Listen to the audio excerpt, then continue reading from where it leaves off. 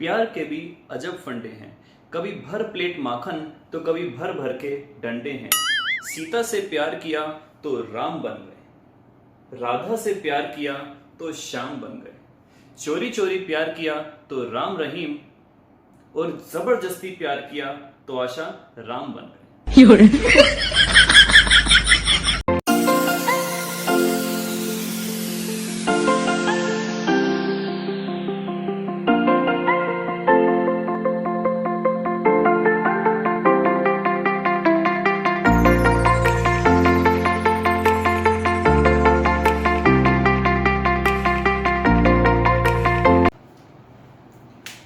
Good morning India, कैसे हो बच्चों। Welcome back to your beautiful से channel with your handsome teacher, जिसका नाम है physics by Rahul Bansal. Chapter number 3 जैसे आपको पता है हो चुका है खल्लास। आज हम पढ़ने जा रहे हैं उसके एक्सरसाइज के कुछ न्यूमेरिकल्स करेंगे, 9-10 न्यूमेरिकल्स जितना भी टाइम हो पाएगा। उसके बाद पार्ट 2 और पार्ट 3 आएगा। करते हैं टाइम वेस्ट ना करते हुए स्टार्ट फटाफट से न्यूमेरिकल्स एक्सरसाइज का, जिसका नाम है करंट इलेक्ट्रिसिटी। करते हैं स्टार्ट आपका फर्स्ट न्यूमेरिकल बच्चों। तो जैसे आपको मैंने बताया था, एनसीईआरटी की एक एप्लीकेशन होती है, उसको अगर आप डाउनलोड कर लें, अगर आपके पास बुक्स नहीं है तो उसमें आपको एनसीईआरटी की एक्सरसाइज, चैप्टर सब कुछ मिल जाएगा। मेरे पास मेरे दूसरे फोन में यही इंस्टॉल्ड है। तो क्वेश्चन मैं स्टार्ट कर रहा हूं। फर्स्ट क्वेश्चन है बच्चों 3.1। 3.1 में आपको फर्स्ट क्वेश्चन दिया हुआ है, the storage battery of A car. 3.1 आपको बोला हुआ है the storage battery of A car has an EMF of 12 volt. EMF को शो करते थे इस तरीके से 12 volt. If the internal resistance of the battery is 0.4 ओम, आपको स्मॉल आर की वैल्यू दे दी है 0.4 ओम। What is the maximum current that can be drawn from the battery? आपको पता है करंट का फॉर्मूला होता है E अपॉन में R प्लस R।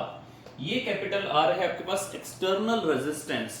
आपको निकालनी है मैक्सिमम वैल्यू ऑफ करंट। तो बच्चों I की वैल्यू मैक्सिमम उस कंडीशन में होगी जब डिनोमिनेटर आपके पास क्या होगा, मिनिमम होगा। और ये वाला मिनिमम कब होगा, जब कैपिटल R की वैल्यू कितनी होगी, 0। तो यहां पर हम R की वैल्यू हम ऐसे लिखेंगे 4 I मैक्स। अगर I की वैल्यू आपको मैक्सिमम करनी है तो R की वैल्यू कितनी हो जाएगी बच्चों, आपके पास 0।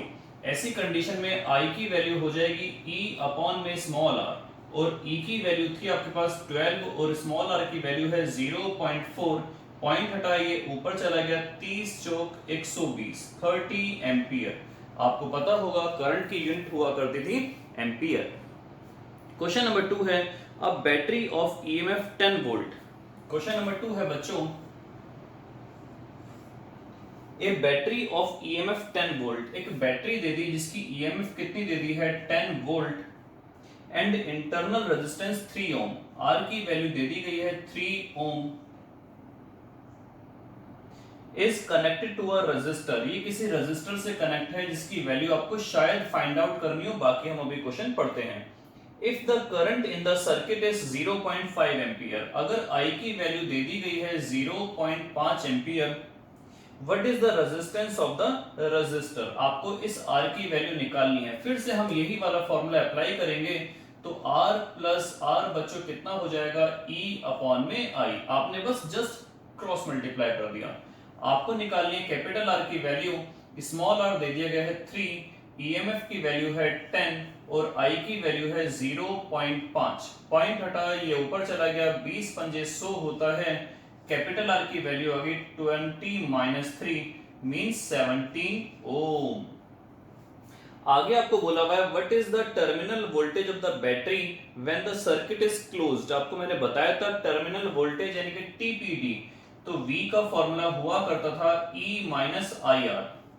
E की वैल्यू है 10, I निकल के आया आपके पास 0.5 और R की वैल्यू दी गई है 3।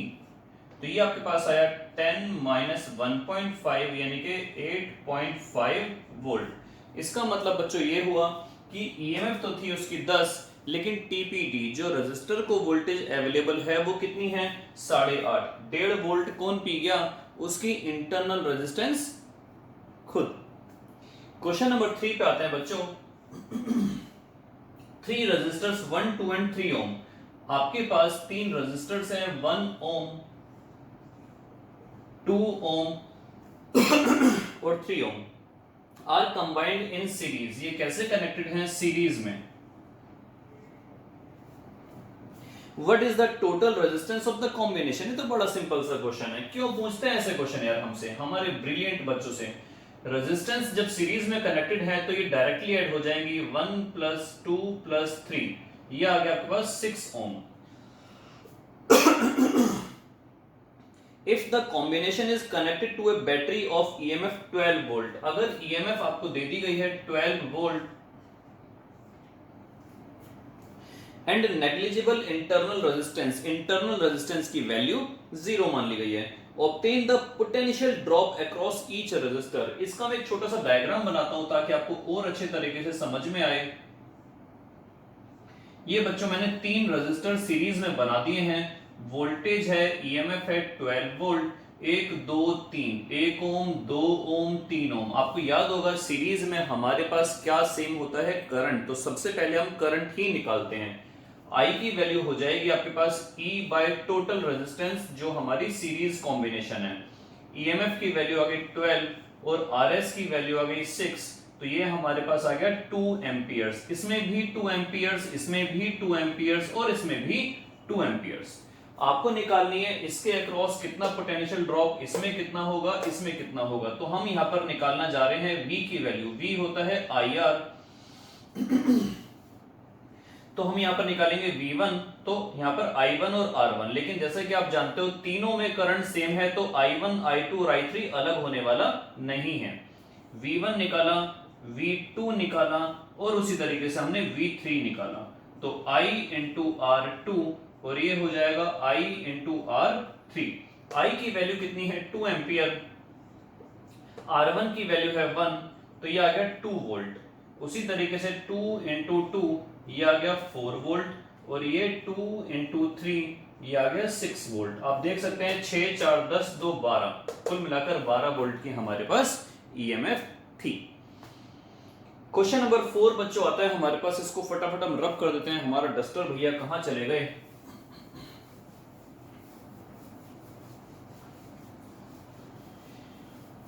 क्वेश्चन नंबर 4 है हमारे पास। क्वेश्चन नंबर 4 है हमारे पास। 3 resistors 2, 4 and 5 are combined in parallel.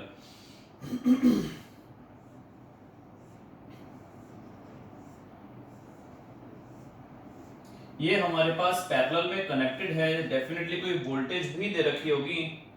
आगे दे रखी है सेकंड पॉइंट में 20 वोल्ट। तो यहां पर हम 20 वोल्ट पहले से ही डाल देते हैं। और ये कितने कितने ओम की हैं? 2 4 और 5। 2 ओम, 4 ओम, 5 ओम।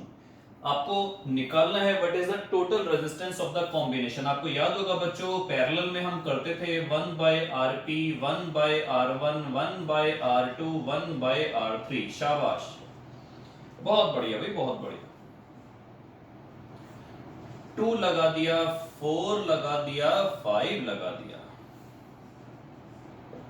एलसीएम लिया, ये आपके पास एलसीएम आया 20 को 2 से डिवाइड करा तो आया 10। ये आ गया 5 और ये आ गया 4। तो कुल मिलाकर आपके पास आरपी की वैल्यू आ गई। अगर हम 20 ऊपर ले जाएंगे, 19 नीचे ले जाएंगे तो ये आपके पास आ जाएगा 20/19 ओम। आपको बोला हुआ है if the combination is connected to a battery of EMF 20 volt and negligible internal resistance, determine the current through each resistor. आपको निकालना है करंट। तो बच्चों यहां पर जानो कि वोल्टेज, वोल्टेज और वोल्टेज, ये 4 वोल्ट नहीं है। जो वोल्टेज होगी, कॉमा लगा देता हूं, जो वोल्टेज होगी वो सेम होगी। आपको बताया गया था कि वोल्टेज पैरेलल में हमेशा सेम होती है, सेम होती है। तो यहां पर आपके पास आया 20। कितना? 20। जिन बच्चों ने मेरी सारी क्लास देखी है वो जानते होंगे 20, नॉट 20। तो कुल मिलाकर आपके पास यहां पर करंट की value I I1 equals to V1 upon में R1।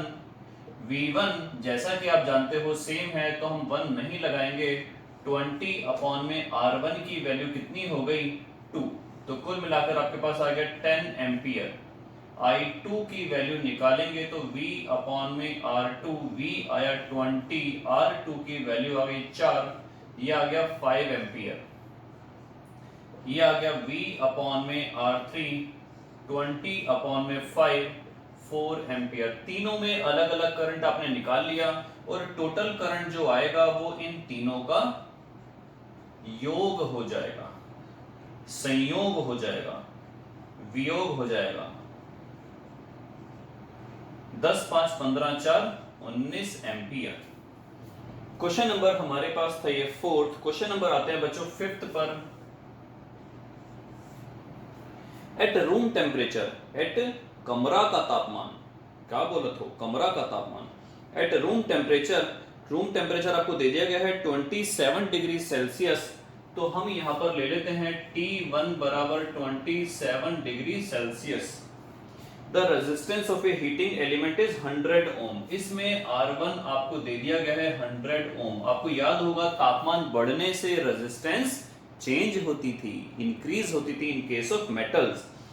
What is the temperature of the element if the resistance is found to be 117 ohm? T2 आपको निकालना है, R2 आपको दे दिया गया है 117 ओम और टेम्परेचर कोएफिशिएंट यानी कि अल्फा की वैल्यू दे दी गई है 1.7 into 10 to the power -4 पर डिग्री सेल्सियस। तो आपको याद होगा बच्चों हमारे पास जो फॉर्मूला बेसिकली हुआ करता था, वो था R2 equals to R1 1 plus alpha T2 minus T1। R2 आपके पास 117, R1 की वैल्यू 100, अल्फा की वैल्यू पता है, T2 की वैल्यू निकालनी है और T1 की वैल्यू पता है। आई होप मुझे विश्वास है, मुझे आशा है आप ये क्वेश्चन खुद ही कर लेंगे। तो हमारे पास जो T2 की वैल्यू आएगी, ध्यान रखना ये डिग्री सेल्सियस में है तो ये भी डिग्री सेल्सियस में आएगी। आगे चलते हैं। क्वेश्चन हमारे पास था ये 5, 6 हम यहीं पर कर लेते हैं। छोटा सा क्वेश्चन है, नन्ना सा मुन्नो सा चुन्नू सा क्वेश्चन है। A negligible small current is passed through a wire। छोटा सा करंट पास करता है वायर से जिसकी लेंथ दे दी है 15 meter and uniform cross section जो एरिया दे दिया गया है वो है बच्चों ये रहा 6 into 10 की पावर -7 मीटर स्क्वायर। रेजिस्टेंस दे दी गई है 5 ओम। आपको निकालनी है रेजिस्टिविटी। बड़ा सिंपल सा, व्हाट इज दिस, बड़ा सिंपल सा क्वेश्चन है। तो ये आ गया R equals to rho L upon A। आपको निकालनी है रो की वैल्यू, ये आ गया R इंटू A अपॉन में L। R आपको पता है, A आपको पता है, L आपको पता है, मुझे कुछ नहीं पता है। तो आपको निकालनी है यहाँ पर रो की वैल्यू और याद रखना उसकी जो यूनिट हुआ करती थी वो होती थी ओम मीटर। हम कर देते हैं फटाफट इस क्वेश्चन का डाउन मीटर। क्वेश्चन 6 आपके हो चुके हैं और अभी बहुत छोटी सी क्लास हुई है, केवल 13 मिनट की। तो क्वेश्चन नंबर 7 पर आते हैं। क्वेश्चन नंबर 7 है अ silver wire has a resistance of 2.1 ओम। आपको R की वैल्यू दे दी है 2.1 ओम। कितने तापमान पर? ये फिर से वही क्वेश्चन ऐसा ही कुछ होने वाला है 27.5 डिग्री सेल्सियस पर और रेजिस्टेंस हो गई है 2.7 ओम 100 डिग्री सेल्सियस पर। T2 आपको दे दिया गया है 100 डिग्री सेल्सियस। आपको निकालनी है अल्फा की वैल्यू। बिल्कुल सेम क्वेश्चन है बच्चों। तो R2 equals to R1 1 plus alpha T2 minus T1। 1 2 3 4 5 variable में से 4 आपको पता है, R2 R1 T2 T1 alpha आप खुद ब खुद निकाल लेंगे। हम नहीं निकालूंगा, हम कतई नहीं निकालूंगा, हम बिल्कुल नहीं निकालूंगा। क्वेश्चन नंबर 8 पर आते हैं फटाफट।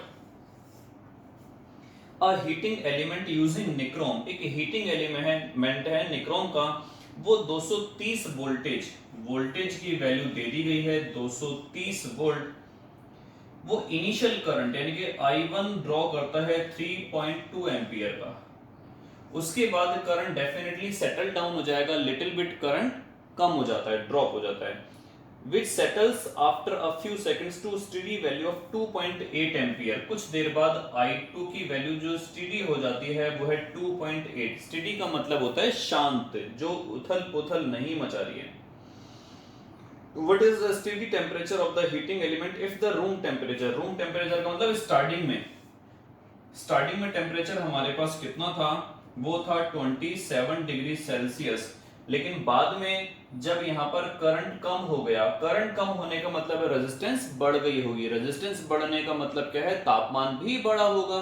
तो आपको T2 की वैल्यू बच्चों फाइंड आउट करनी है, और आपको अल्फा की वैल्यू दे दी गई है, अल्फा है 1.7 इंटू 10⁻⁻⁴ पर डिग्री सेल्सियस। बहुत इजी क्वेश्चन है, जैसे हमने अभी तक ये वाला क्वेश्चन करा, सेम ऐसे ही ये वाला क्वेश्चन है, बस यहाँ पर R1 आपके पास नहीं है, तो आप निकाल सकते हैं बच्चों। देखिए R1 अगर मैं चाहूं निकालना तो ये हो जाएगा V अपॉन में I1। V आपके पास है, I1 से आप डिवाइड करेंगे तो R1 आ जाएगी। उसी तरीके से R2 निकालेंगे तो V अपॉन में I2।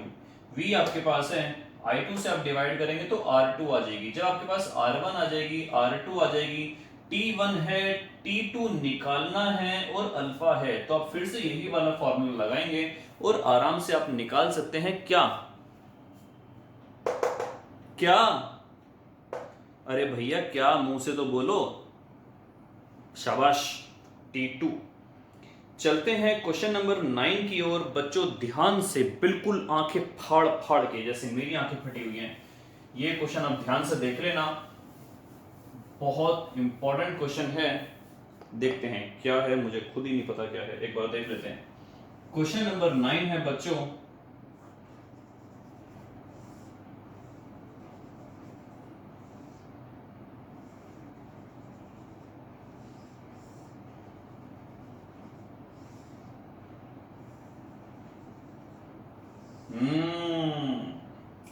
मेरी ड्राइंग में मार्क्स ऐसे पूरे 100 में से 33 नहीं आते थे, तम जहर ड्राइंग बनी है, जहर।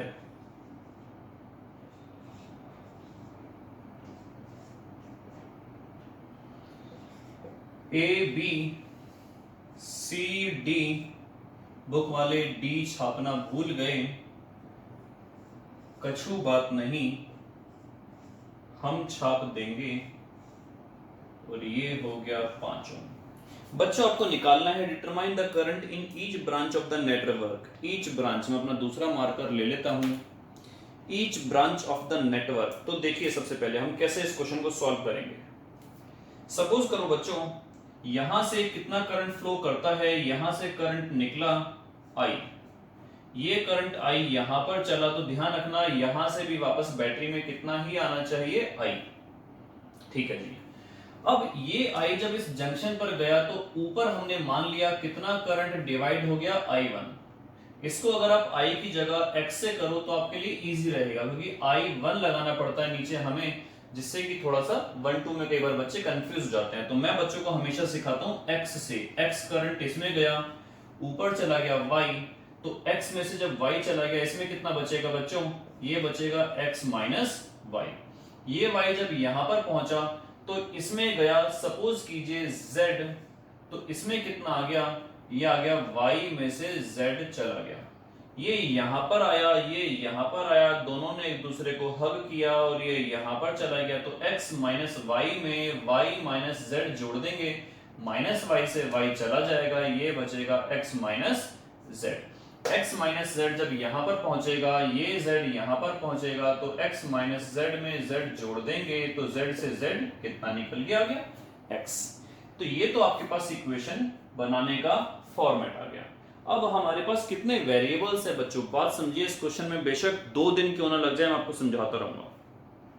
इस क्वेश्चन में करना क्या है आपको, मैं ये मोबाइल अपना यहां रख देता हूं। इस क्वेश्चन में करना क्या है, कितने वेरिएबल्स हमने लिए हैं, x y z। तीन वेरिएबल लिए हैं, तो हमारी अगर तीन ही इक्वेशन बन जाए तो हमारा काम चल जाएगा। कोशिश कीजिएगा कि हर इक्वेशन जो आप लो, कोशिश कीजिएगा एक इक्वेशन ऐसी हो जिसके अंदर बैटरी ले लो। दो इक्वेशन तो हो सकता है आप क्लोज्ड लूप ले लो।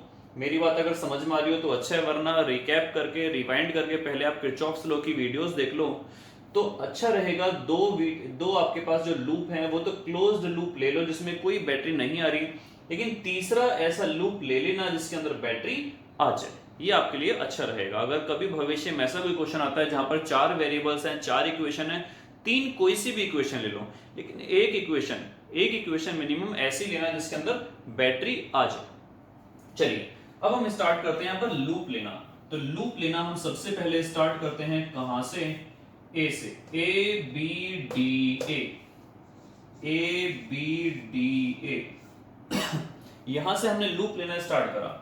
जिस डायरेक्शन में हम जा रहे हैं उसी डायरेक्शन में करंट जा रहा है, तो V का फॉर्मूला होता है I इंटू आर, ये मिला आपको 10y। आगे गए, जिस डायरेक्शन में हम जा रहे हैं उसी डायरेक्शन में करंट जा रहा है, तो 5 इंटू वाई, 5 इंटू जेड। यहां पर आके हम मुड़े करंट की अपोजिट डायरेक्शन में, तो क्या आएगा, 5 की जगह लेंगे -5 into x, -5 into -y। Right hand side पर हमने क्या लिखा, इसमें कहीं पर भी कोई बैटरी नहीं आई है, तो पोटेंशियल डिफरेंस हो गया 0। अब हम यहां पर देखते हैं, माइनस का 5x हो गया 10y, 5y कितना हो गया 15 और 5 हो गया 20y, और z वाला आया केवल एक बार 5z। अगर मैं -5 से डिवाइड कर दूं तो ये बचेगा आपके पास x, माइनस का 4y और प्लस का z equals to 0। Equation number 1 ये है आपके पास बच्चों, इक्वेशन नंबर 1। ये मैं रब कर देता हूं यहां से, जरा ध्यान रखिएगा आप लोग। अब आता है इक्वेशन नंबर 2 के लिए, हमने लिया loop B C D B, यहां से यहां चले, सेम उसी डायरेक्शन में जा रहे हैं जिसमें करंट जा रहा है, तो 5 इंटू जेड, ये बना 5z। यहां से यहां आए अपोजिट डायरेक्शन, तो आपने लिखा 10 की x में करेंगे, -10 की x में करेंगे, -10 की -z में करेंगे, प्लस का 10z, डायरेक्शन फिर से अपोजिट, तो -5 की आपने यहां पर करी, ये आ गया माइनस का 5y प्लस का 5z इक्वल्स टू 0। x वाले कितने हैं, 1 है भैया, आप आ जाओ यहां पर। y वाले कितने हैं, ये भी 1 ही है भैया जी, आप आ जाओ यहां पर। 5 10 15 और 5 20z। आपने यहां पर फिर -5 से डिवाइड कर दिया, तो ये बचेगा 2x प्लस का y minus 4z equals to 0। Equation number आपके पास आ गई 2। तीसरी हम लेंगे यहां से बैटरी से, इसको हमने नाम दे दिया E से चले, A पर पहुंचे, D पर, C पर और वापस E पर। तो इस बार हमने लूप लिया बच्चों EADCE। यहां से हम जब चले तो यहां पर वोल्टेज कितनी ड्रॉप हुई, 10 इंटू एक्स। आगे चले, इसमें कितना ड्रॉप हुआ, 5 की मल्टीप्लाई दोनों में करेंगे तो 5x माइनस 5y।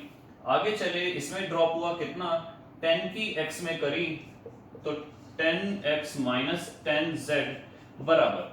अब हम देखिए, आपको मैंने बताया था कि अगर मैं पॉजिटिव से नेगेटिव में जाऊं लेकिन सर्किट से होते हुए, आप मेरी पुरानी क्लासेस देखिएगा इस तरीके से, अगर मैं पॉजिटिव से नेगेटिव में जाऊं लेकिन सर्किट से होते हुए, तो ऐसी कंडीशन में बच्चों क्या आएगा, जो 10 वोल्ट है वो राइट हैंड साइड पर आएगी पॉजिटिव, x वाला ये रहा, x वाला ये रहा, x वाला ये रहा, 10 5 15 15 और 10 25, माइनस का 5y माइनस का 10z इक्वल्स टू 10। आपने 5 से इस इक्वेशन को डिवाइड कर दिया, ये बचा 5x minus y minus 2z equals to 2। ये आपके पास मिली थर्ड इक्वेशन। अब आपने linear equation in 2 variables solve करा हुआ है, लेकिन 3 इक्वेशंस को आपने सॉल्व करना नहीं सीखा है। जो मैथमेटिक्स के बच्चे हैं वो तो डिटरमिनेंट्स और मैट्रिक्स वाले चैप्टर के अंदर कर लेंगे, लेकिन जो मेरे प्यारे प्यारे नन्हे मुन्ने बच्चे हैं कौन सी क्लास के? 12th क्लास के विदाउट मैथ्स वाले, उनको ये नहीं आता। अच्छा देखिए, मैं आपको ये फिगर रब कर रहा हूँ, एक्स वाई जेड आपको मैं निकालना सिखा रहा हूँ, लेकिन आपको ब्रांच में करंट निकालना है। इस ब्रांच में कितना हो जाएगा? जो एक्स की वैल्यू आएगी। इस ब्रांच में कितना हो जाएगा? जो वाई की वैल्यू आएगी। इस ब्रांच में कितना होगा? एक्स की वैल्यू में से वाई की वैल्यू घटाकर लिखना। इस ब्रांच में कितना आएगा? y में से z घटाकर लिखना, इसमें से x में से z घटाना, और ये वाली z की वैल्यू आएगी। Is it clear? तो यहां पर मैं ये रब कर रहा हूं और आपको मैं सिखा रहा हूं किस तरीके से आप ये क्वेश्चन को आगे प्रोसीड करेंगे। देखिए, अब बच्चों देखिए, यहां पर अगर मैं x की वैल्यू निकाल लूं in terms of y and z, तो यहां पर आप ध्यान दीजिए कि x की वैल्यू जो मेरे पास आएगी वो आएगी 4y, उधर जाके प्लस का हो जाएगा, z उधर जाके माइनस का हो जाएगा। ये 4y थोड़ी पूंछ लंबी बन गई ऐसा। x की ये वैल्यू मैं यहां पर भी पुट कर सकता हूं, यहां पर भी पुट कर सकता हूं। तो मेरे पास क्या मिलेगा? x की जगह मैंने पुट करा 4y minus z plus y minus 4z equals to 0। 2 चौक 8y और 1y हो जाएगा 9y, माइनस का 2z माइनस का 4z हो जाएगा माइनस का 6z।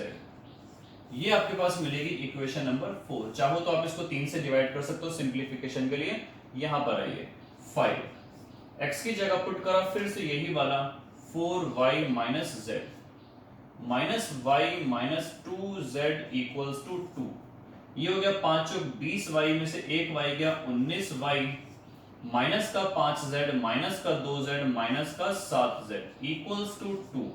ये इक्वेशन मिली आपको फिफ्थ इक्वेशन। तो बस अब लीनियर इक्वेशन इन टू वेरिएबल्स की सहायता से आप इस इक्वेशन और इस इक्वेशन में y और z की वैल्यू निकाल सकते हो। y और z की वैल्यू निकालने के बाद अब जब आप यहां पर पुट करेंगे तो x की वैल्यू भी आ जाएगी। बड़ा सिंपल सा है। तो ये था आपके पास x, y और z को निकालने का तरीका। Is it clear? तो इसका मतलब हुआ ऐसे कुछ क्वेश्चंस आपको मैं दे दूंगा पीडीएफ की फॉर्म में। आजकल आपको पीडीएफ नहीं दे पा रहा हूं, मिल जाएंगे आपको लेटेस्ट। तो इस तरीके से आप इन क्वेश्चंस को सॉल्व कर पाएंगे। आगे चलते हैं नेक्स्ट क्वेश्चन की ओर। आई थिंक ये आपका क्वेश्चन नंबर 8 या 9 था। नेक्स्ट क्वेश्चन की ओर चलते हैं। क्वेश्चन नंबर आपका है 10th। क्वेश्चन नंबर 10th बच्चों आपका है, उसमें लिखा हुआ है इन अ मीटर ब्रिज। क्वेश्चन नंबर 10, इन अ मीटर ब्रिज। मीटर ब्रिज आपका बच्चों कुछ ऐसा हुआ करता था, मैं इसका एक रफ स्ट्रक्चर ड्रॉ करता हूं। ऐसा कुछ हुआ करता था, यहां पर एक P लगा दिया था, P रेजिस्टेंस लगा दी थी, फिर यहां पर Q लगा दी थी, यहां पर आपके पास 100 सेंटीमीटर लंबी तार थी, यहां पर भी आपने ऐसे एक फिगर कनेक्ट कर दी थी, और ये आपके पास यहां पर बैटरी हुआ करती थी। इसको P दे दिया था, इसको Q नाम दे दिया था। In a meter bridge, the balance point is found to be at 39.5 centimetre from the end A। इस एंड को A नाम दे दिया, B नाम दे दिया। जो आपकी जॉकी है वो इस तरीके से आई, तो ये डिस्टेंस L1 जो आया 39.5 सेंटीमीटर। तो ऑब्वियसली 100 में से अगर 39.5 घटाएंगे तो ये बचेगा 60.5। ठीक है, 60.5 सेंटीमीटर L2 की value. When the resistor S is 12.5 ohm। अच्छा, इन्होंने यहाँ पर S दे दिया, तो ये आ गया आपके पास P, PQ। ये वाला हिस्सा आपके पास हुआ करता था P, ये वाला हिस्सा Q, ये वाला हिस्सा R और ये वाला हिस्सा S।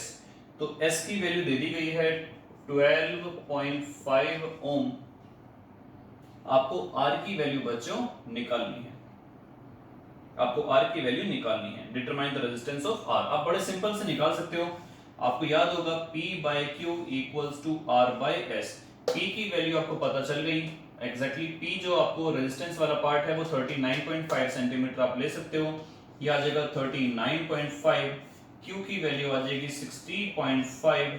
R की वैल्यू आपको निकालनी है और S की वैल्यू है 12.5। तो R की वैल्यू आप यहां से फाइंड आउट कर सकते हो।